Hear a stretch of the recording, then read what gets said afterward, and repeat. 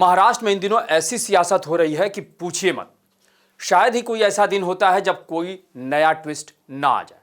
अभी फडणवीस कैबिनेट का विस्तार हुआ और मंत्रियों ने शपथ ली, लेकिन लगता है कि महाराष्ट्र में सियासत अभी थमने वाली नहीं है और अब मुश्किलों का सामना जूनियर पवार यानी अजीत पवार को करना पड़ रहा है।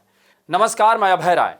महाराष्ट्र में एनसीपी के वरिष्ठ नेता और ओबीसी का सबसे कद्दावर और मजबूत चेहरा छगन भुजबल ने जूनियर पवार यानी अजीत पवार के खिलाफ बगावत कर दी है।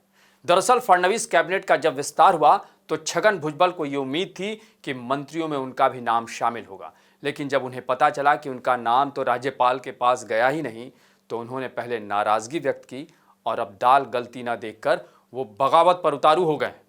उन्होंने अपने नेता डिप्टी सीएम अजीत पवार पर नए कैबिनेट में शामिल नहीं किए जाने को लेकर हमला बोला है। भुजबल का दावा है कि महाराष्ट्र के मुख्यमंत्री देवेंद्र फडणवीस उन्हें कैबिनेट में शामिल किए जाने के पक्ष में थे। वैसे भी अगर देखें तो भुजबल ने जब एनसीपी का बंटवारा हुआ तो उसमें बहुत बड़ी भूमिका निभाई थी।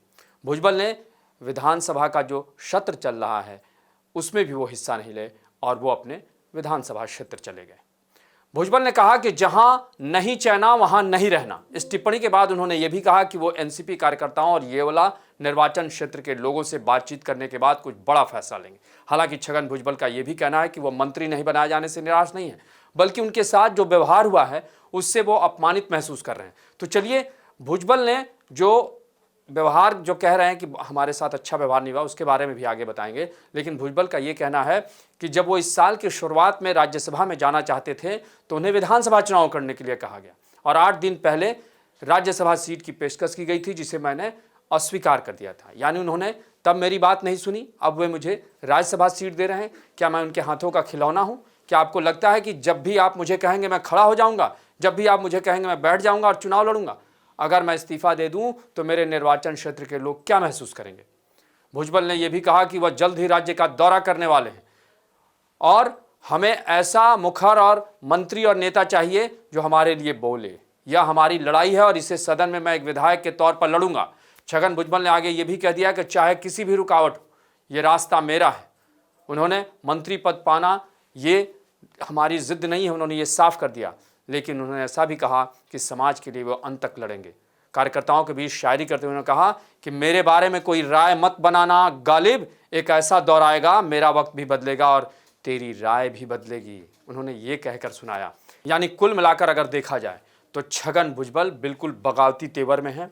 और एक बात और जान लीजिए, छगन भुजबल को शरद पवार का सबसे करीबी नेता माना जाता था, लेकिन जब एनसीपी बटी 2 भागों में तो छगन भुजबल अजीत पवार के साथ आए और फडणवीस सरकार जो आज है उसमें उनकी बहुत बड़ी भूमिका रही है। यानी अगर देखा जाए तो एनसीपी में वो बहुत मजबूत चेहरा हैं और ओबीसी जो आंदोलन हुआ, जब मराठों का आंदोलन शुरू हुआ तो ओबीसी के तौर पर उन्होंने बड़ी भूमिका निभाई। तो ऐसे में वो एक बहुत मजबूत नेता हैं और उनको ये लगता है कि पार्टी के जब विभाजन हुआ तो उन्होंने अजीत पवार का साथ दिया। जब महाराष्ट्र में राज्यसभा चुनाव हुए तो एनसीपी के कोटे से अजीत पवार ने अपनी पत्नी सुनेत्रा पवार को राज्यसभा भेज दिया, इन्हें नहीं भेजा।